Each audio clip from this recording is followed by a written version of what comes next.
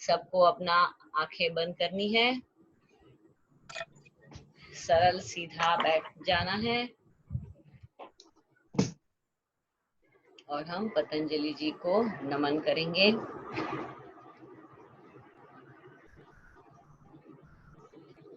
योगेन चित्तस्य पदेन वाचां मलं शरीरस्य चित्तैक्यकेन योपाकरोत्तं पतञ्जलिं प्राञ्जलिरानतोऽस्मि आबाहु पुरुषाकारं चक्राकारिणं सहस्रशीर्षं प्रणमामि पतञ्जलि। ओम शांति शांति शांति।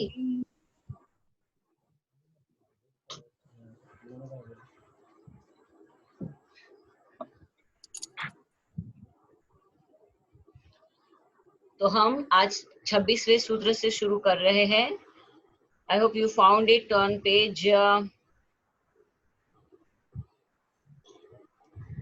नंबर 161 160 के हाफ लोअर हाफ। भुवन ज्ञानम सूर्ये संयमात्। सूत्र 26। सूर्य में संयम करने से भुवन ज्ञानम समस्त लोकों का ज्ञान होता है। पूर्ण अनुवाद, सूर्य में संयम करने से समस्त लोकों का ज्ञान हो जाता है। व्याख्या, सृष्टि की उत्पत्ति अव्यक्त से व्यक्त, असंभूत से संभूत तथा सूक्ष्म से स्थूल की ओर हुई है। इसकी उल्टी प्रक्रिया में जाने से इस सृष्टि की उत्पत्ति का कारण ज्ञात हो सकता है।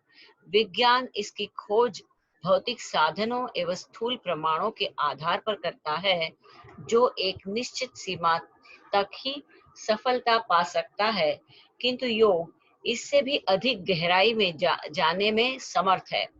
योग द्वारा खोज का सारा आधार संयम है। सृष्टि की उत्पत्ति में सर्वप्रथम तेजोमय महत तत्व उत्पन्न हुआ। इसी महत तत्व से सूक्ष्म लोकों का विकास हुआ तथा सूक्ष्म के बाद स्थूल का निर्माण हुआ। योगी इस तेजोमय पिंड अर्थात सूर्य में संयम करके इन सभी सूक्ष्म लोकों तथा भुवनों का ज्ञान प्राप्त करता है। पुराणों में जिन लोकों तथा भुवनों का वर्णन मिलता है, वे सभी सूक्ष्म जगत के हैं। इस स्थूल जगत से इनका संबंध नहीं है। स्थूल जगत में यदि वैज्ञानिक इन्हें ढूंढने का प्रयास करेंगे तो वे कहीं नहीं मिलेंगे। इस सूत्र में जिस सूर्य की बात कही है, वह एक तेजोमय पिंड है जो आरंभ में था तथा उसी से इन सूक्ष्म एवं स्थूल लोकों का विकास हुआ है।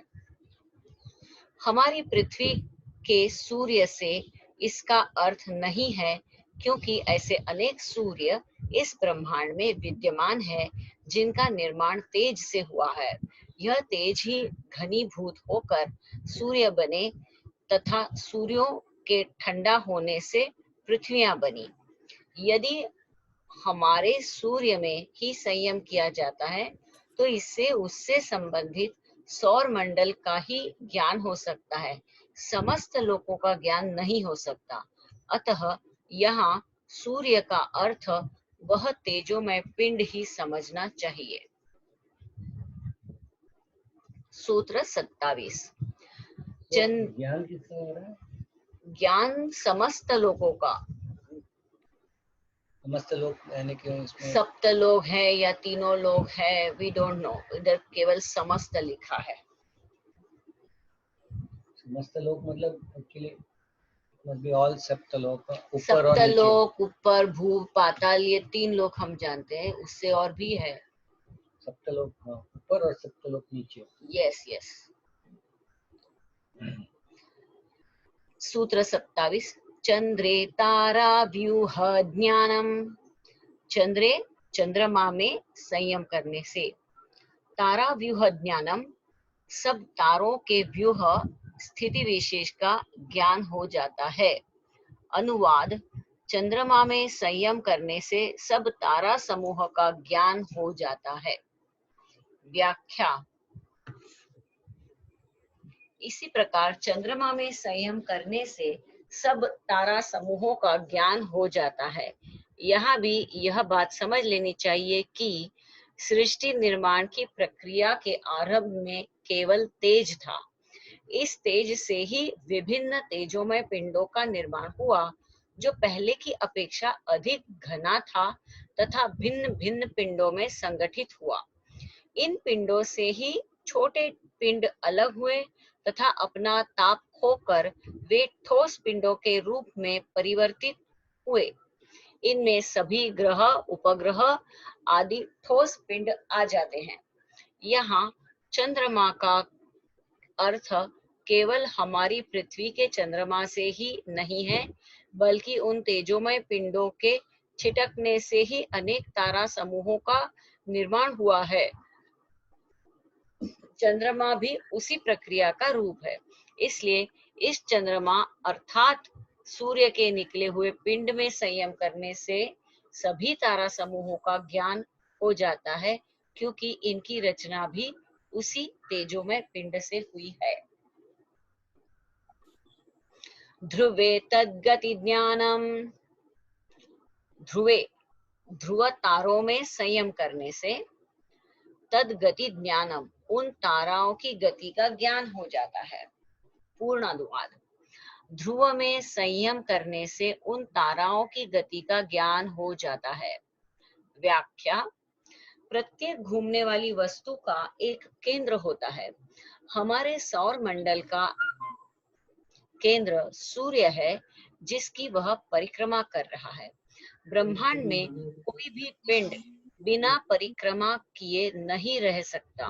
वैज्ञानिक कहते हैं, हमारा सूर्य भी अपने सौर मंडल को साथ लिए धनु राशि की परिक्रमा कर रहा है।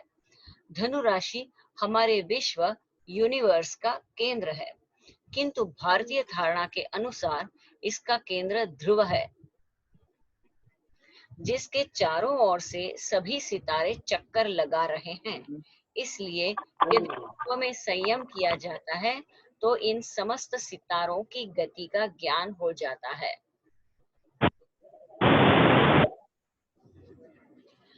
नाभिचक्रे कायव्यूह ज्ञानम: नाभि चक्र में संयम करने से कायव्यूह ज्ञानम, शरीर के व्यूह, उसकी स्थिति का पूरा ज्ञान हो जाता है। नाभि चक्र में संयम करने से देह रचना का ज्ञान हो जाता है। शरीर का व्याख्या: शरीर का केंद्र नाभि है। गर्भावस्था में बालक नाभि द्वारा ही मां से संयुक्त रहता है तथा इसी के द्वारा अपनी खुराक लेकर शरीर का पोषण करता है। शरीर के निर्माण में भी सर्वप्रथम नाभि का ही विकास होता है तथा इसके द्वारा प्राप्त खुराक से अन्य अंगों का विकास होता है। नाभि में ही वह चक्र है जिसमें शरीर की समस्त नाड़ियां गूंथी हुई है। इसलिए योगी इस नाभि चक्र में संयम करके शरीर रचना का ज्ञान कर सकता है। शरीर का विकास भी क्रमिक रूप से होता है। इस क्रम का ज्ञान नाभि चक्र में संयम से होता है। प्राचीन काल में इसी आधार पर शरीर की सूक्ष्म से सूक्ष्म नाड़ियों को पहचाना था। इसी के आधार पर चिकित्सा शास्त्र, आयुर्वेद का विकास हुआ। आजकल की वैज्ञानिक पद्धति भौतिक संसाधनों तथा परीक्षणों पर आधारित है। विभिन्न परीक्षणों द्वारा ही वैज्ञानिक किसी निर्णय पर पहुंचता है, जबकि योगी इस संयम द्वारा सीधा ही निर्णय पर पहुंच जाता है। सूत्र 30: कंठकूपेक्षुत पिपासा निवृत्तिः। सूत्र 30। So, sir want to say something. Okay. Bhairavi या when we talk about the earlier sutras ना, जब भी उन्होंने सन और सोलर एंड हाँ, ल्यूनार सेंटर्स की बात कर रहे थे, these हाँ, centers as per the Kevaladham and as per Hariharana Naranya also, it is not located outside. So they are not saying that you have to focus on the outside sun. You have to focus on the center of the sun, in the sun center within the body, even the lunar center within the body. Okay. So even केवल धाम की भी अगर आप पढ़ते हो ना, even हाँ, YVN की अगर कमेंट्री पढ़ोगे ना, तो हाँ, उसमें भी वही लिखा है. So अच्छा, it is not the actual sun or the actual moon we have to focus on. It is the solar center within the body and the lunar center within the body we have to focus on. So the solar center is located near the Nabhi center, near the Nabhi center, and हाँ. lunar center is palate के पास, Then upper what palate is के. okay? Then Bhairavi, then what is the And difference between Nabhi Chakra Kaya Vyuha Jnanam? वहाँ भी हाँ, नाभि चक्र पे ध्यान करना है. वो ना, मैंने बोला कि solar center is near Nabhi chakra. I never said Manipur chakra. So Okay. that's what they've written. So in the Nabhi chakra, in commentary, they have written as Manipur chakra, but here they have written as a solar center and lunar center. So the moment you start focusing on solar and lunar solar center, you will understand the movement of all the chakras. That's what they have written. Okay. Where is the So exact location of the solar center? one second, I'll just take out the मेरा निकल गया. One sec. So Surya Sanyama. So they have said by performing Sanyama on the solar center within the body, the knowledge about the subtle world is obtained. And when commentary on Dhruve Tadgati Jnanam, they have spoken that by performing Sanyama on the sun center, the aspirant gets a knowledge of 7 lokas in the subtle world. Correct. Okay, and by performing Sanyama on the moon center, the knowledge of the 7 centers in the pranic body is obtained. Okay, I have read somewhere where it is located. When I get it, I'll just Okay, yeah. Okay, fine. WhatsApp you. And you can put Because it on उसका the बहुत group. बड़ा है, किधर निकल. Group में डाल. But what? Yeah, I'll put it on the group. But what they are trying to say is we have to focus within the body. Okay, okay. Got Because it. ये सारी संयमा की practices है. Yeah. अंतरंग साधना है, बहिरंग साधना नहीं है. हाँ. Got it. So you don't have to focus outside. Polar star only they have written, जो ध्रुव का तारा है, जो होता है, that also they are saying you have to witness within it. अभी इसकी commentary जो उन्होंने लिखी है ना, I'll WhatsApp it on the group, जो उन्होंने लिखा है. Okay. Because it is very long, 2.5-3 page का है, I'll WhatsApp it. Okay, fine. Sure. So every sanyama has to be within the body. That's what they're trying to say. Okay, okay. This is as per the Kaivalya commentary, na? As one of YVN. Okay. And they have quoted Hariharana Naranya. That is Anand Rishi's commentary. YVN is Anand Rishi's. Yeah, that's. Yeah. हाँ, so they have quoted that also. Okay, okay. Fine. हाँ, आनंद ऋषि and आनंद वर्षा. ठीक है, मैं भेजती हूँ आपको. जी, जी. सूत्र 30.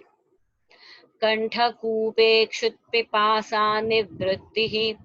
कंठकूपे, कंठकूप में संयम करने से क्षुत्पिपासा निवृत्तिः, भूख और प्यास की निवृत्ति हो जाती है. कंठकूप में संयम करने से भूख और प्यास की निवृत्ति हो जाती है. व्याख्या. भूख और प्यास शरीर की नैसर्गिक आवश्यकता है. शरीर को अपने पोषण के लिए भोजन, जल, वायु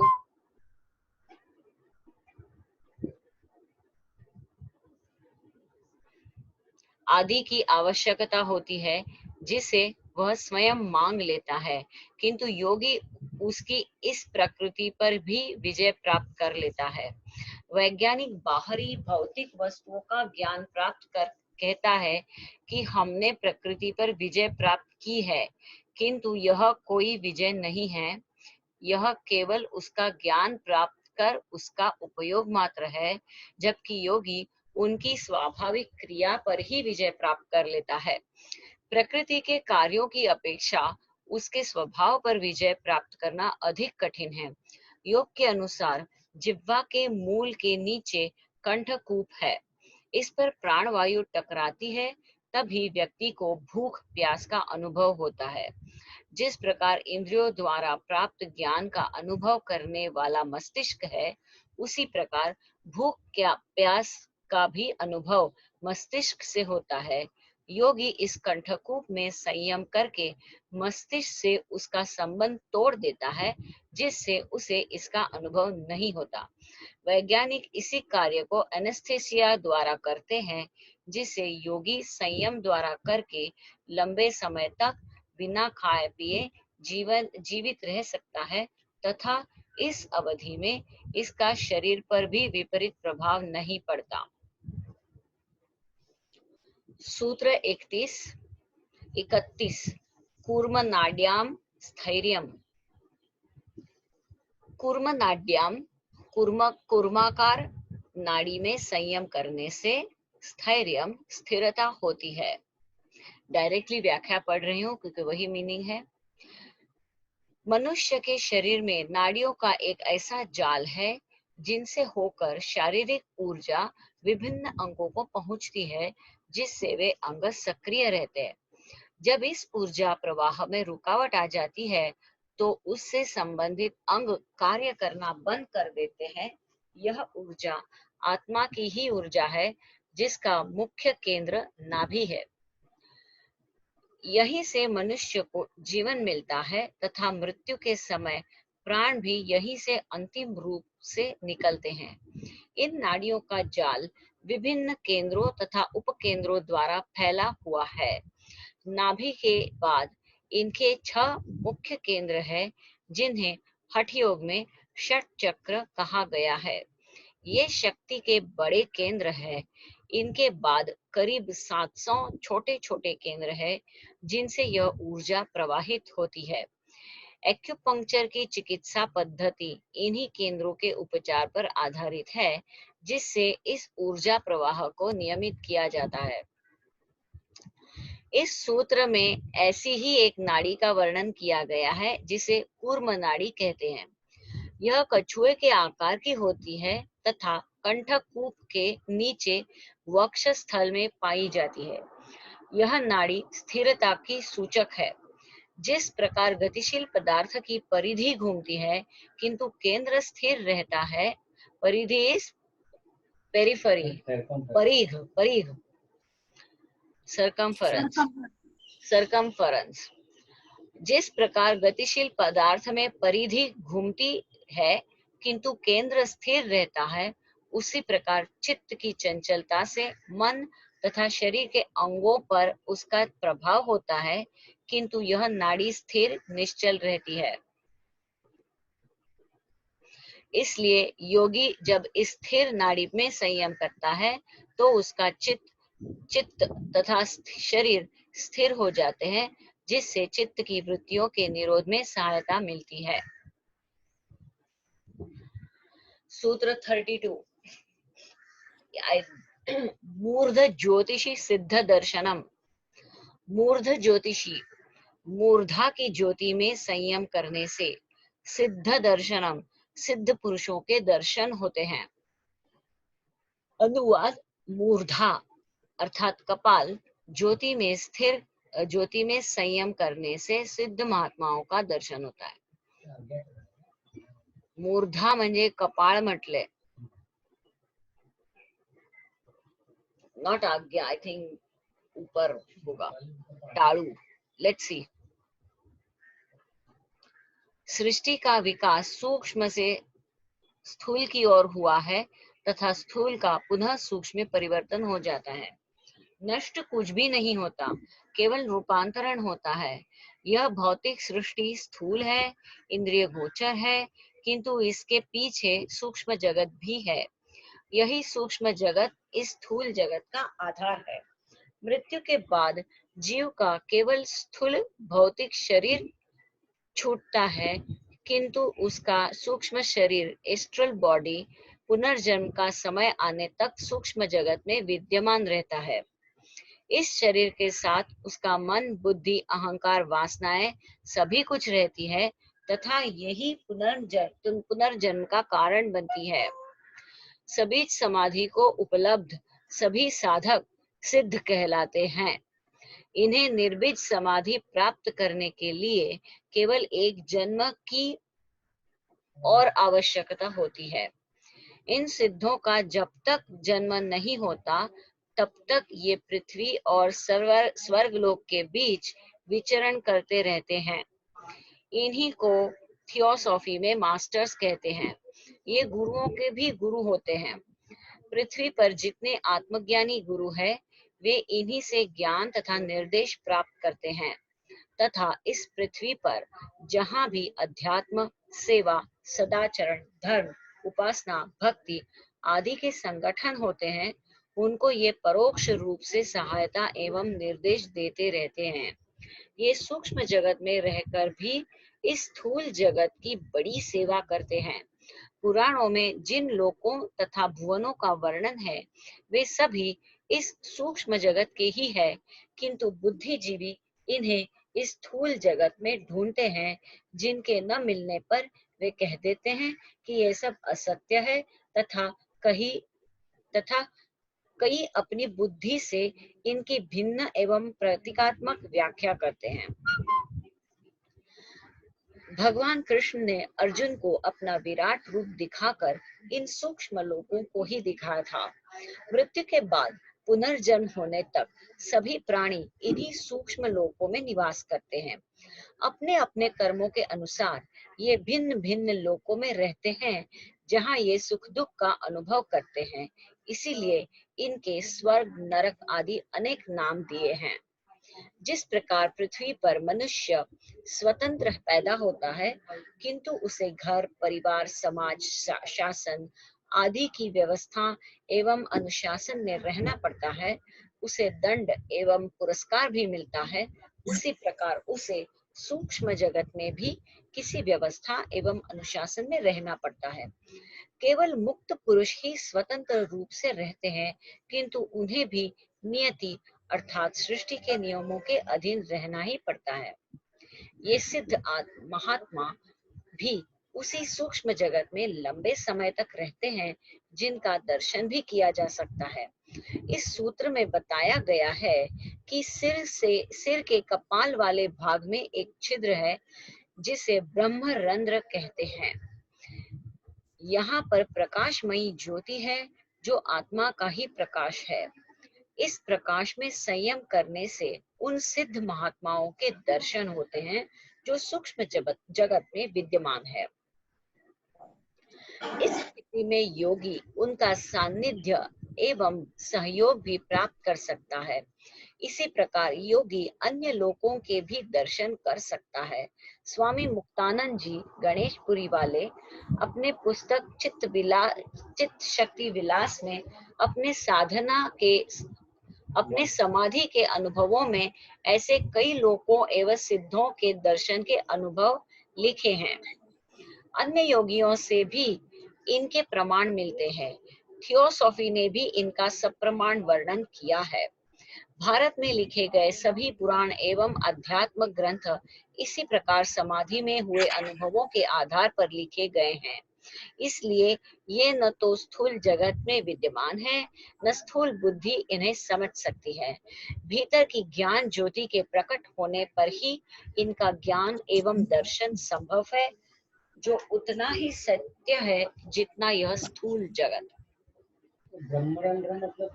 Brahmarandra is here. See, Kapal, the Kapal meaning in forehead is a Marathi word Kapal. But the Kapal Sanskrit में I think it is the whole brain area को Kapal बोलते हैं. If anybody knows, please enlighten further. About Brahmarandra. Brahmarandra and Kapal का meaning. Kapal. हाँ.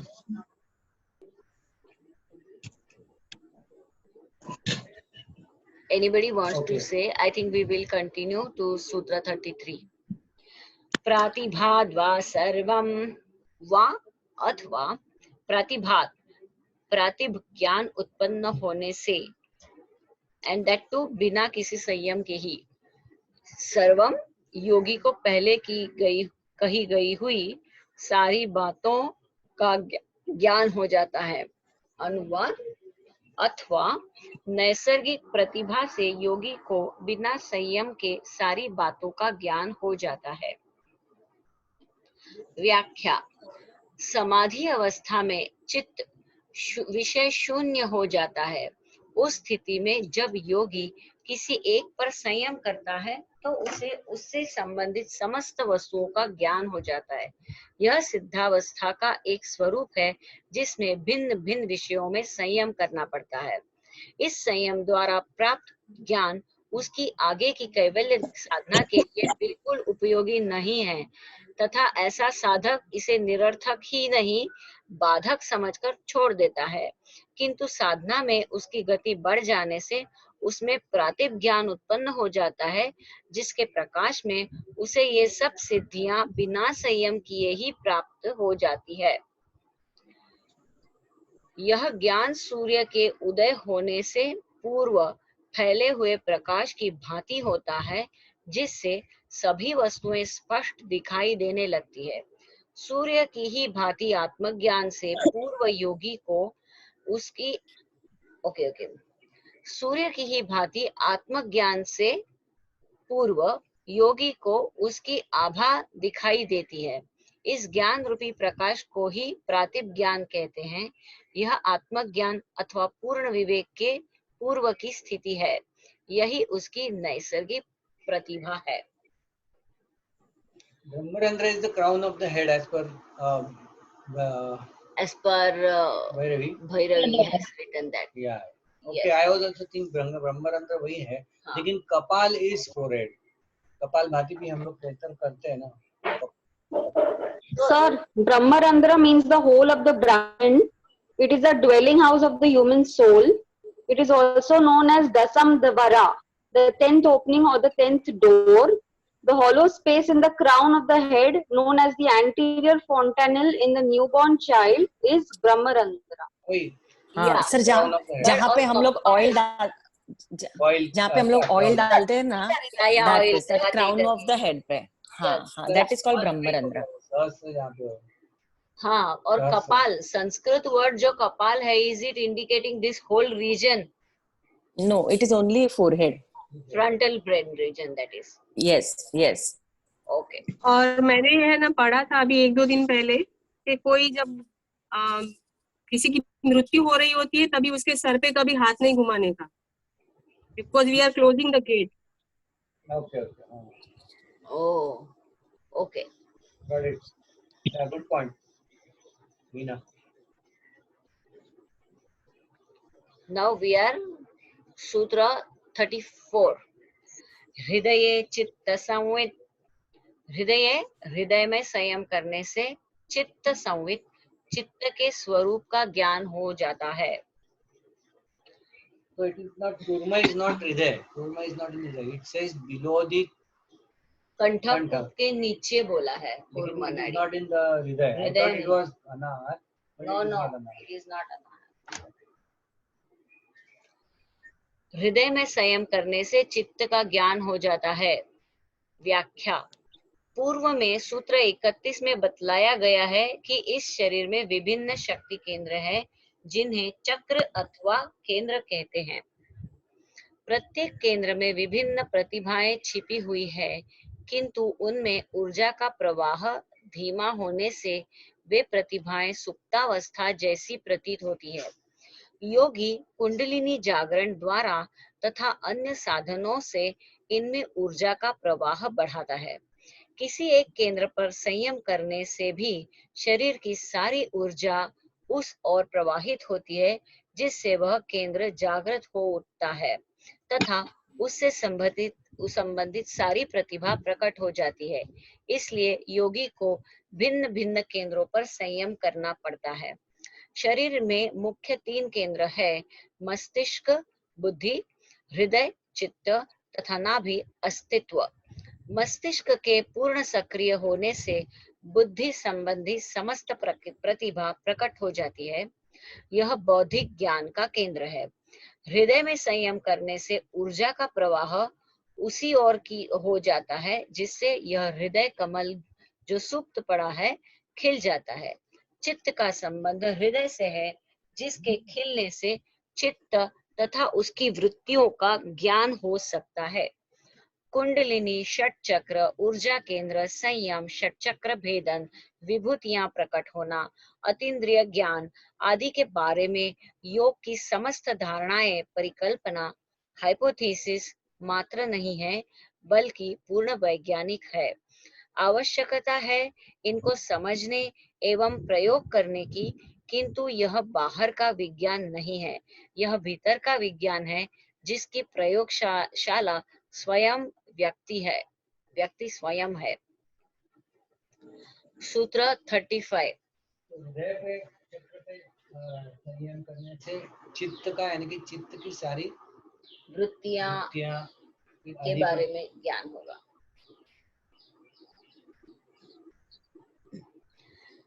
सूत्र 35।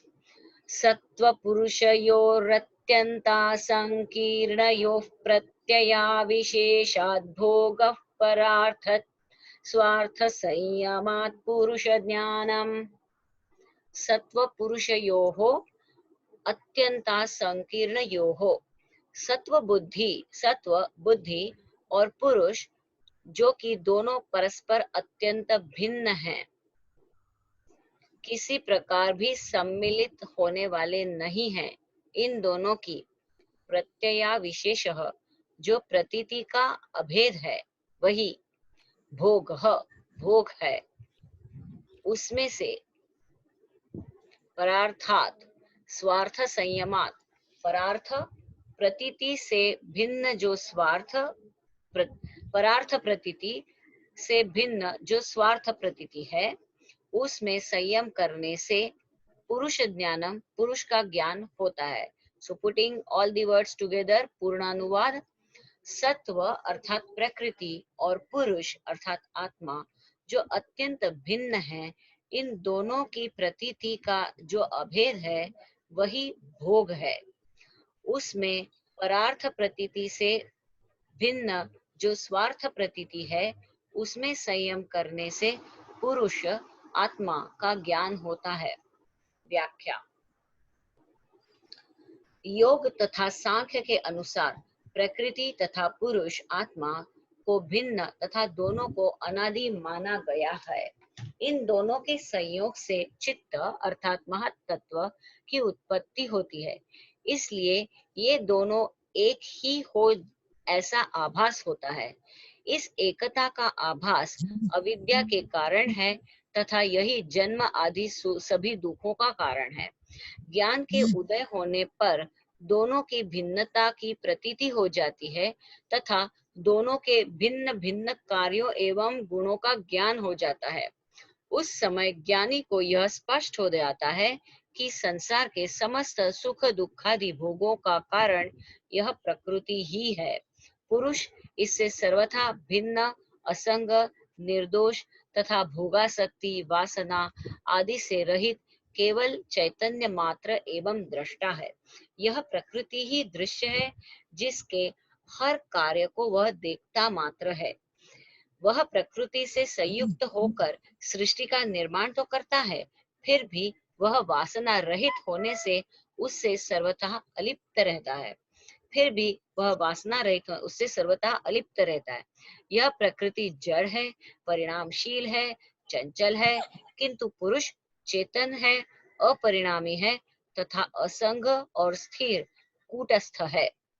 अविद्या से दोनों की एकता सी हो रही है तथा इसी एकता की प्रतीति से प्रकृति के कार्यों को ही पुरुष के कार्य समझ लिया जाता है।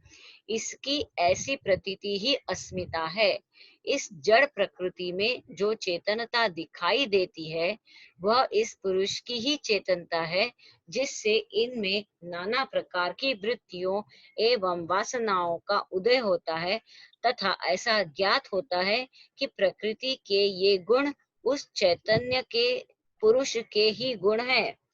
यह अभेद प्रतीति चित्त का ही धर्म है। हृदय में संयम करने से चित्त का ज्ञान होता है तथा इस चित्त में जो अत्यंत सूक्ष्म है, उसमें संयम करने से उसके भीतर जो चेतन तत्व पुरुष विद्यमान है, उसका ज्ञान हो जाता है, अर्थात साधक को यह अनुभूति हो जाती है कि प्रकृति और पुरुष दोनों भिन्न हैं तथा उनके स्वभाव भी भिन्न है। यह संपूर्ण सृष्टि प्रकृति जन्य ही है तथा पुरुष तत्व उसमें केवल विद्यमान है, उसका अन्य कोई कार्य नहीं है। यह प्रतीति ही अविद्या का नाश है। इस ज्ञान से साधक को मैं कौन हूँ का उत्तर मिल जाता है कि मैं वही चेतनात्मा हूँ तथा यह प्रकृति मुझसे भिन्न है जो अज्ञानवश अभिन्न प्रतीत हो रही थी। यह सारी अनुभूति सबीज समाधि में ही होती है। परार्थ प्रतीति का अर्थ पुरुष से है तथा स्वार्थ प्रतीति का अर्थ चित्त से है। वेरी नाइस सूत्र। तो आज अपना यहीं पे पूरा हो गया है। तो रिमेनिंग टाइम तो 3 मिनट का ही है, तो यहाँ पे पूरा करके लास्ट इसमें करने बातें करें क्या, डिस्कशन। 36वां है, छोटा सा ये कंप्लीट कर सकते हैं इसी में। ततः प्रातिभ श्रावण वेदना दर्शास्वाद वार्ता जायन्ते। ततः स्वार्थ संयम से प्रातिभ श्रावण वेदना दर्शा स्वाद वार्ता, ये सभी सारी सिद्धियां 6 सिद्धियां हैं, जायन्ते प्रकट होती है। अनुवाद, उस स्वार्थ संयम से प्रातिभ श्रावण वेदन दर्शन आस्वाद और वार्ता ये 6 सिद्धियां प्रकट होती है। व्याख्या, उस चित्त में स्वार्थ संयम करने से पुरुष आत्मा के ज्ञान से पूर्व यह 6 सिद्धियां साधक को प्राप्त हो जाती है। प्रातिभ ज्ञान के उदय होने से साधक में बिना संयम किए ही सभी सिद्धियां आ जाती है।